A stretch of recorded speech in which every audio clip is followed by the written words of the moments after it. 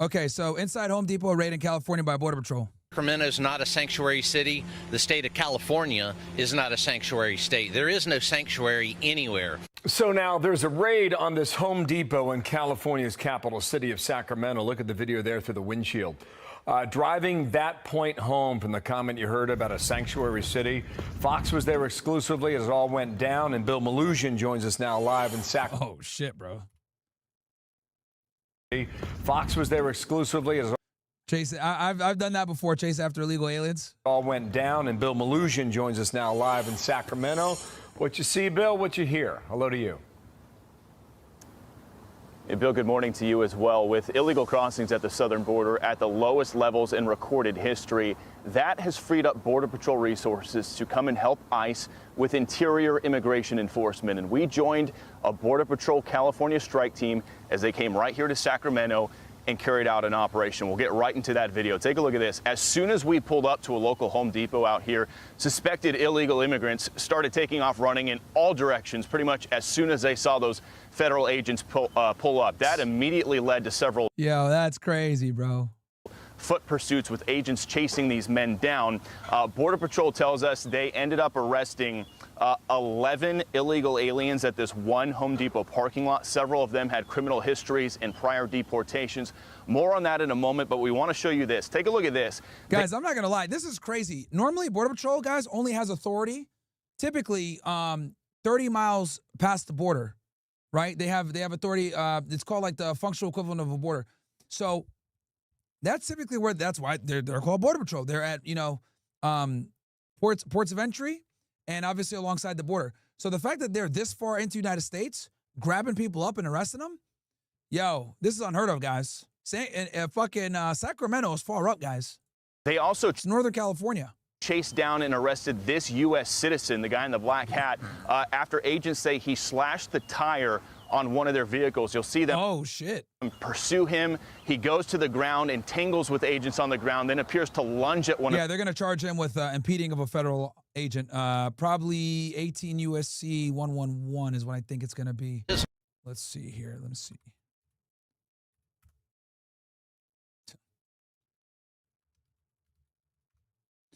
Yeah, boom, there you go.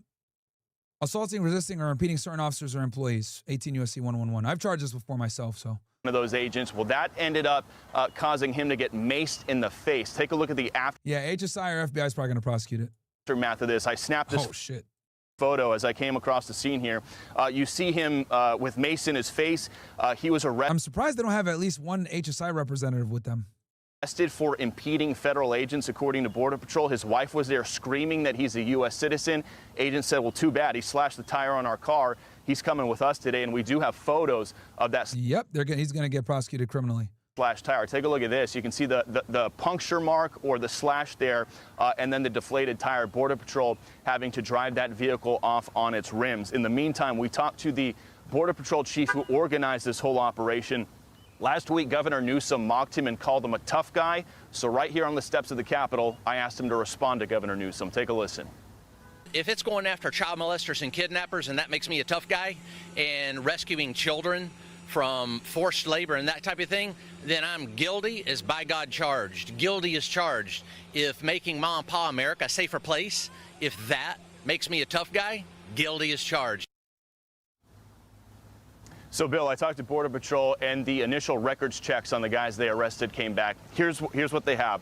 One of them was a Mexican national who's an aggravated felon with a... And the way they run it, guys, is they run their fingerprints, and then when they run their fingerprints through IAFIS, it's with like an integrated fingerprint system, then they'll see if they've ever been encountered before by law enforcement.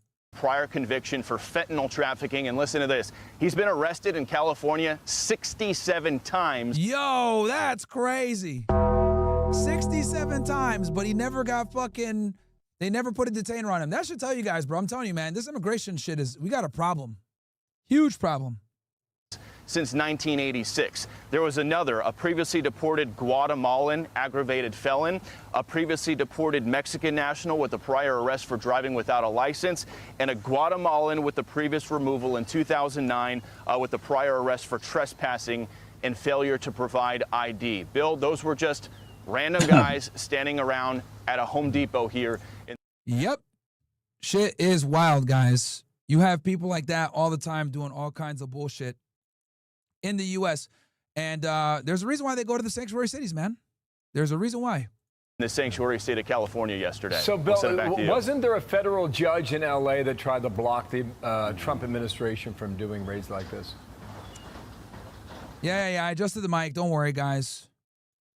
There were. That was Judge Frimpong in Los Angeles. But the thing is, her ruling only applies to the Central District of California, which is 7 counties in Southern California. It has no impact whatsoever up here in Sacramento, which is in the Eastern District of California. That has a separate judge's order on it right now, which says agents can't do arrests without probable cause. However, Border Patrol told us this was a targeted operation. They said they chose this Home Depot because they did surveillance on it starting 3 days ago, where they were running license plate scanners, doing facial recognition software. Some of those hits came back, and they matched to people who had been previously deported from the United States. That gave them suspicion that there would be illegal immigrants present at that location. So then once they got there and they got out of their vehicles in their Border Patrol marked vests and people took off running the second they saw them, they say that then gave them probable cause to move in and make those arrests, Okay. Bill. Likely more to come, maybe this weekend, maybe next week, we shall see. Bill Malutian, thank you for that.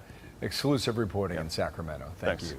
I'm Steve Ducey. I'm Brian Kilmeade. And I'm Ainsley. That's crazy that they went all the way up to Sacramento to get these guys, man.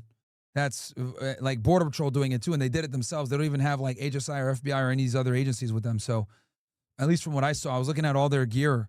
They're all Border Patrol guys. So that is very, very interesting. Oh, wow. A Border Patrol agent got shot in New York 1 hour ago. While we were talking with Hal, we actually did see New York City Mayor. This is what we heard. Oh, this is a big fucking deal. That's crazy they got Border Patrol in New York City.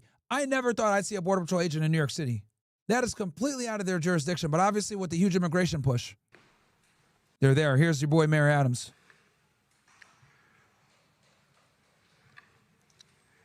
Afternoon. I'm joined here by Police Commissioner Tisch, Deputy Mayor Daughtry, and Director Russo from the Customs and Border Patrol.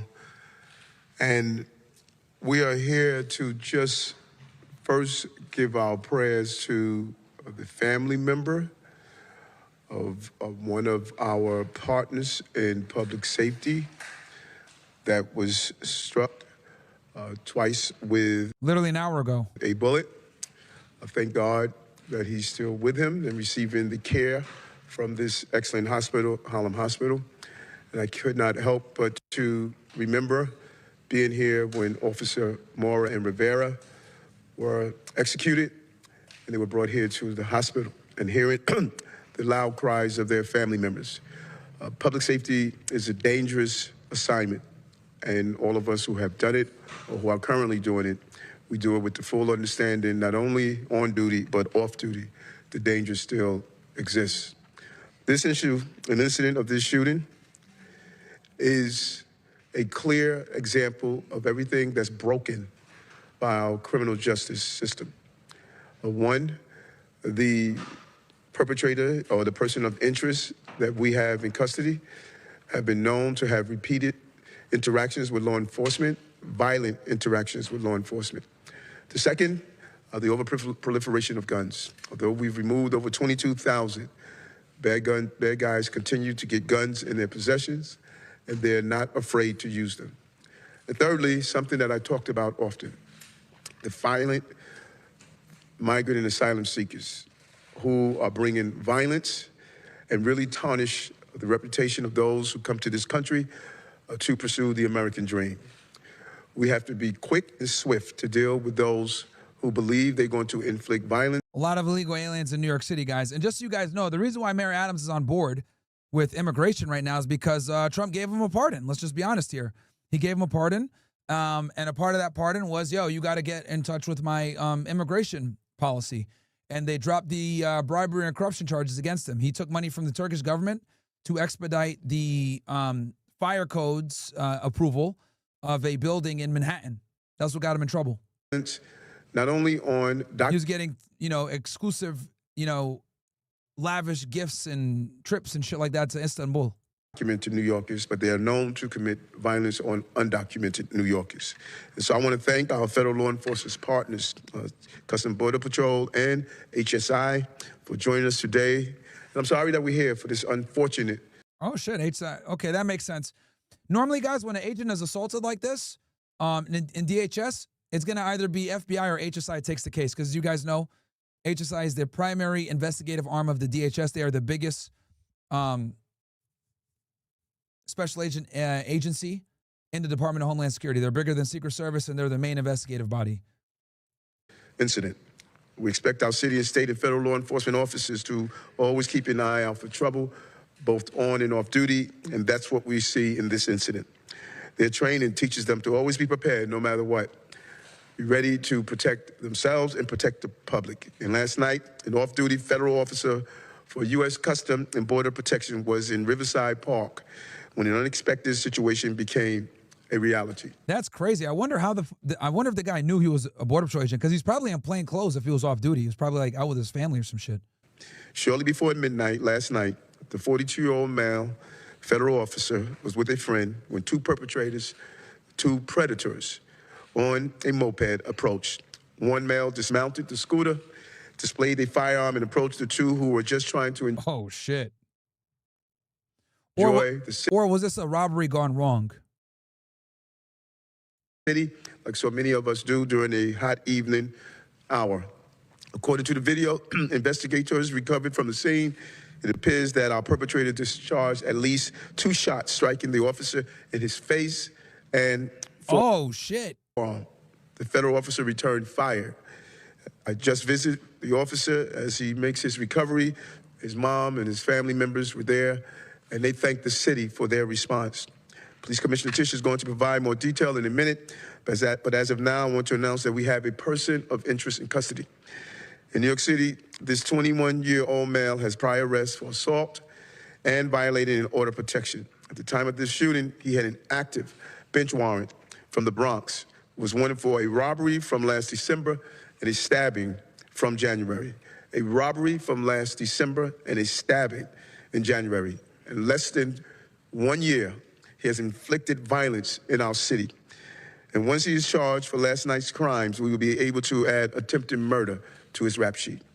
This individual also had an extradition warrant from Massachusetts for kidnapping and was the subject of a federal deportation order after illegally entering the country in 2023.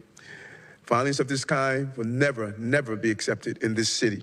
And we want to thank our partners, and again, our heart goes out to the family members who are involved in all New Yorkers. I want to now turn it over to Commissioner Tisch.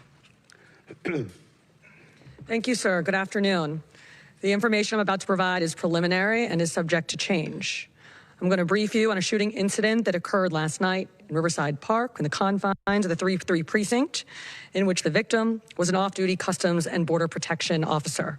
The details are as follows. Yesterday, July 19th, at 11:53 p.m., the officer was sitting on the rocks along the waterside. 2 males rode up to him on a scooter, and the passenger got off and approached him from behind. One of the perpetrators produced a firearm, at which point the officer realized that he was being robbed and drew his... Yeah, okay, so it was a robbery gone wrong. It's not like they attacked him because he was a Border Patrol agent. ...service weapon in defense. The perp fired first, and an exchange of gunfire followed. The officer was struck in the forearm and in the face.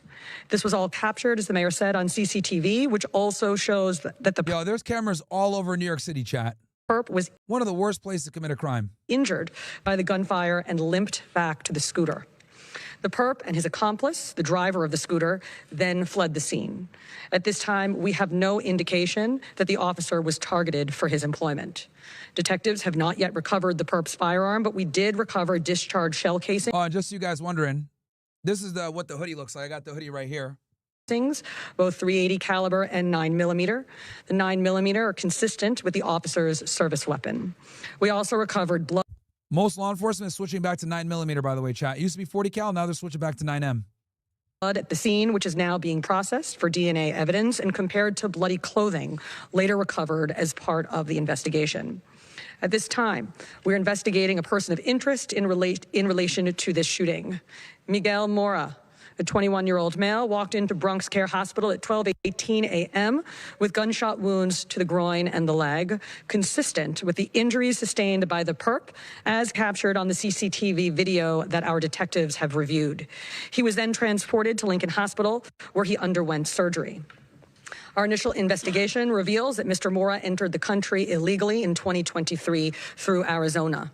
This individual has 2 prior arrests for domestic violence in New York, and he has an active warrant after not showing up to a court date on one of those cases. Additionally, Mr. Mora was wanted by this department on both a robbery from December 2024 and a felony assault stabbing from January 2025, both of which occurred in the Bronx. He is currently in our custody at Lincoln Hospital and is expected to be arrested today for both incidents. Mr. Moore is also wanted outside of New York and Massachusetts for the robbery of a pawn shop in which guns were stolen in February 2025. The NYPD is working hand in hand with Customs and Border Protection through the HSI Violent Gang Task Force to confirm that the person of interest in custody is the perp who shot the officer. Yeah, this boy is cooked. As well as find and apprehend his accomplice. We are also working with the Southern District of New York on this case. Yep, I knew it. Federal charges are coming. Of course, if anyone has any information about this incident or the whereabouts of the accomplice, we urge you to call Crime Stoppers at 1-800-577-TIPS. I will now turn it over to Director Frank Russo from Customs and Border Protection. They brought the director down? What the fuck? Bruh. Thank you, Commissioner Tisch. And first and no. He's probably okay. It's the port director is who they brought. Not okay. foremost, I want to thank the NYPD and their incredible efforts to help save our officer. The location in the park where the incident occurred is one where... Okay. So, all right, this makes more sense. Chat, I don't think it was a Border Patrol agent that got shot. It was a Customs... Okay, man. This is why DHS is... Redacted. DHS is fucking... Redacted. They're so bad at fucking marketing. Let me explain it for you guys since they clearly can't. All right, let's go through this. So, within the Department of Homeland Security, DHS, you got multiple agencies, right? The biggest agency within DHS is Customs and Border Protection, CBP, okay?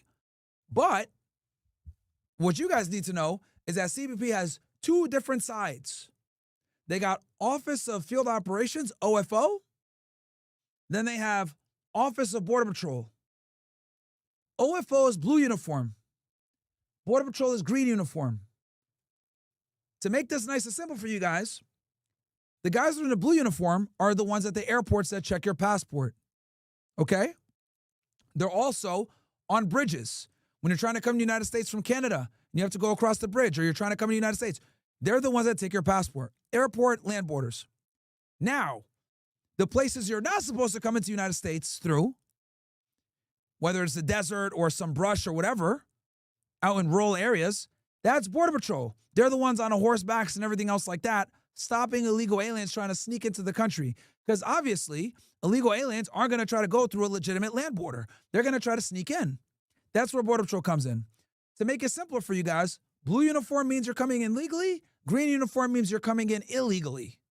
Okay? One more time. Blue uniform means you're coming in legally. Green uniform means you're not coming in legally. So that makes more sense. They're saying Border Patrol agent here was shot, but it's really a Customs and Border Protection officer that was shot.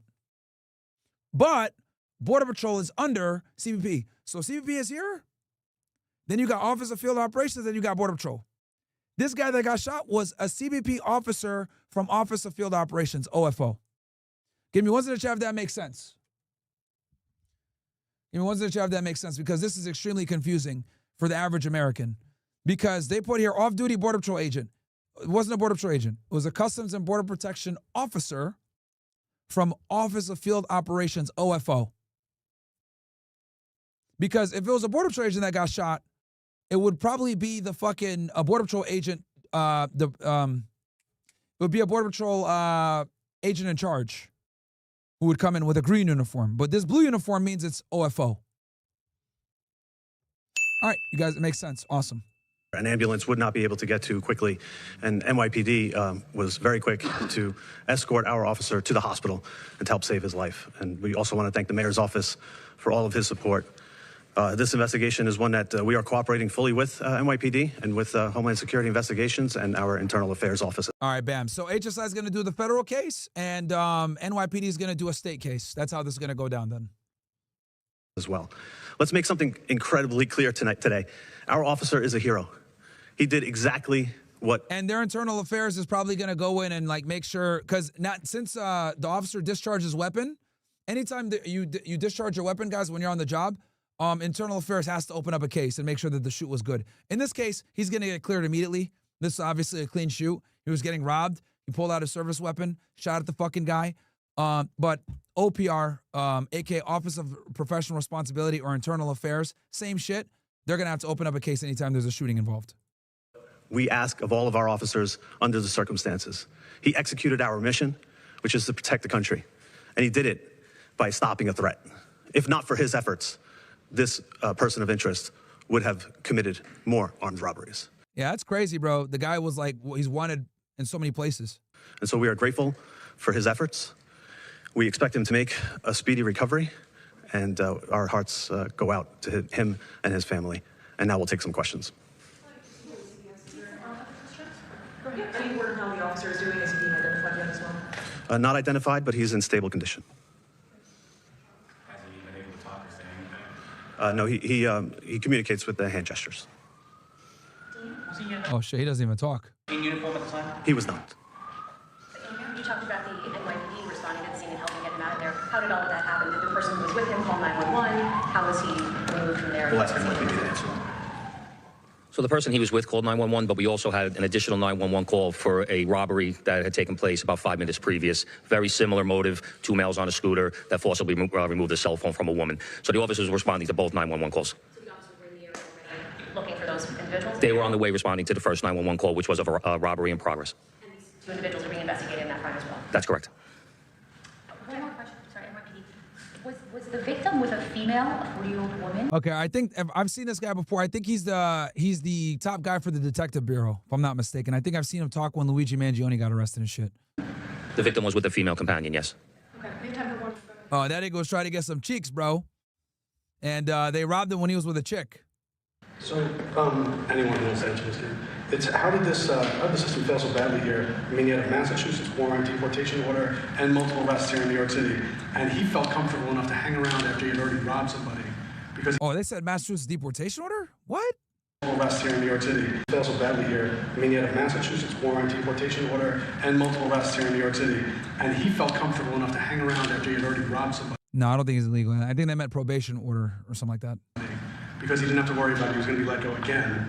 And it took a federal agent shooting him to stop him. How is our system working here at all? Agent shooting him to stop him. Our goal is to get dangerous people off the streets, and we have done that with our federal partners. If you know of a number of the dangerous gangs takedown that we participated in, and whatever we need to do in our federal laws to ensure that dangerous people are not on our streets, federal authorities need to do that. Here in New York City, our laws are clear on what we can do and what we can't do. We will always coordinate with our partners going after dangerous individuals. We're not allowed to coordinate dealing with deportation, civil deportation only. But we have used the tools with our task force and our federal partners to remove dangerous people off the street. Also want to add that I communicated with the border czar, and he's en route also to visit That's Tom Homan.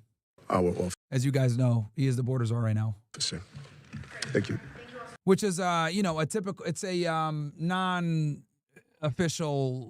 position, really. Like that, it's kind of more ceremonial. All right, interesting.